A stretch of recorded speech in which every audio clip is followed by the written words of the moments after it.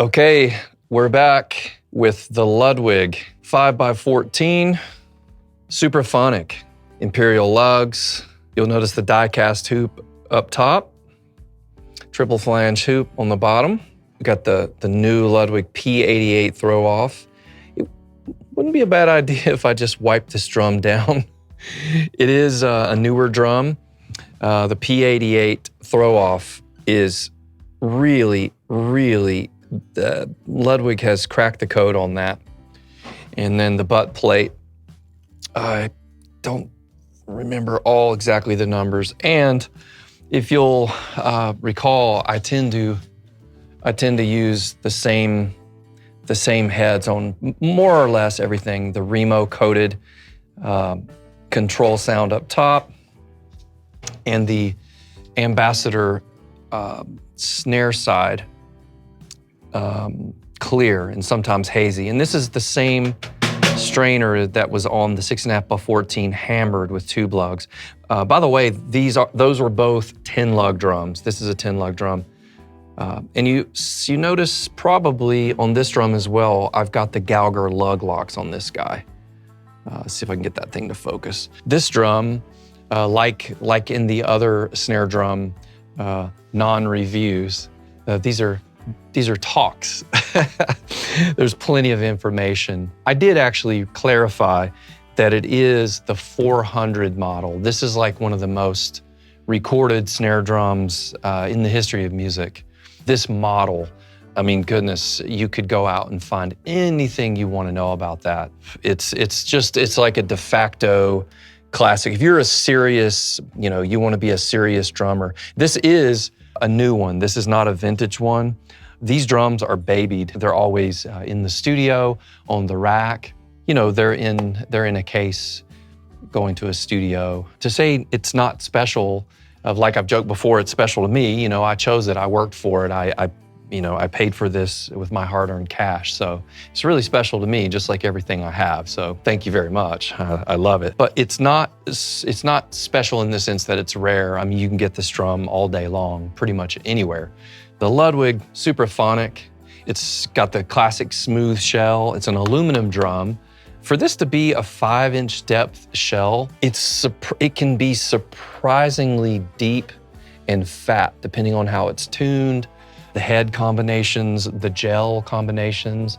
I do use, sometimes I'll use what is it called? I think it's a big fat snare drum, the one with the open in the middle, and then the one that's completely, I should know that stuff a little bit more. But that can make pretty much any drum, it feels like it drops down about an octave. So it's so cool. It's fun to get, it's very much like the way I like to record with certain amps. I tend to like small amps working really hard. It's a sound, it's a tone, it's a thing. A lot of the big rock records, you think they're these massive amps, but they're not. It's all just about the tone. Well, I just had that parallel just kind of come to me right now, where sometimes I like shallow drums tuned down. You would think a shallow drum is the crack, crack, crack, really high pitch, whatever. I rarely tune my drums that way. And of course, a deep, fat drum, deeper than this, can go super deep and super fat, but I don't know, there's just something different about a shallow drum tuned kind of low. I tend to do that. And I tend to gel it up. I tend to do like a little, some kind of a gel, a moon gel or a Vader buzzkill. I used to use tape when I first started out, but I just migrated over to more of a easily repeatable kind of thing. Although the gels do get kind of nasty, but you can either wash them or just put a new one on there. So, I mean, pretty much that's, like I say, it's not special in the sense that there's some kind of crazy setup here that no one's ever seen before, but it's a pretty standard setup on the drum, and you'll find that pretty much across my drums. I sort of choose the drum to have its DNA in place, and then I can steer it with, do I want to do a coated Emperor on the top?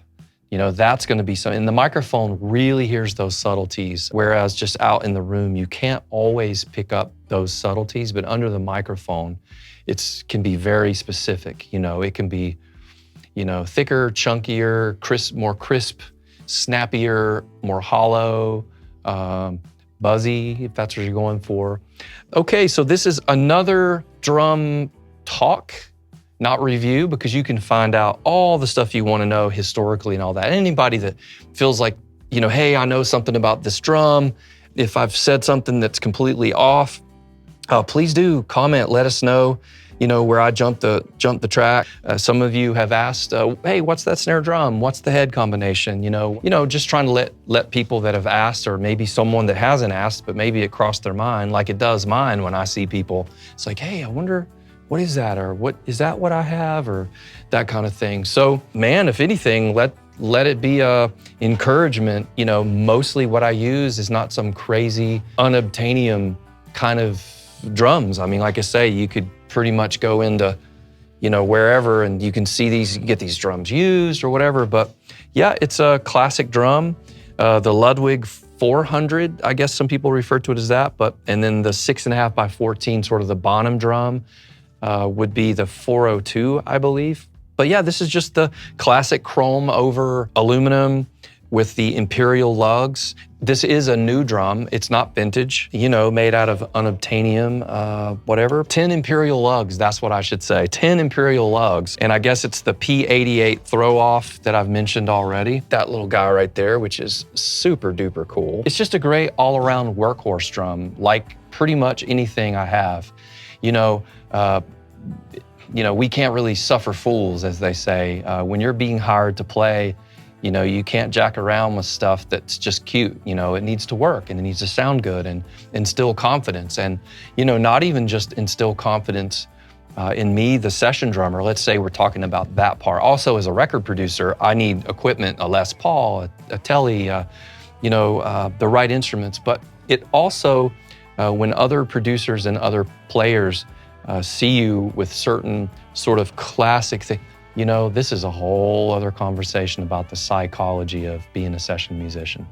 Oh man, I really think I probably should unpack some of that stuff. So I'll save that that's another video. So right now, I just wanted to say thank you so much for checking out some of these. It's a new sort of format. I'm gonna get some of these videos up. Some of you have asked, some of you have not asked, but you might ask. So I would like to just get this up there, and it helps me to kind of review drums that I have and cymbals and pieces of gear and equipment that I'll get to, the other side of the things I do. And it sort of makes me sort of reassess and appreciate what I have and I already do. So this will be good for me. All right. Hopefully this helped or you were intrigued, and I'll just keep doing this, okay? And thank you again for hanging out, and I appreciate you so much. And more crazy, cool stuff is on the way. I'm building this thing with you guys, and I've listened and read the comments, and I've really been working hard to bring some different stuff. So there you have it. All right, hopefully you enjoy, and I'll be talking to you more soon.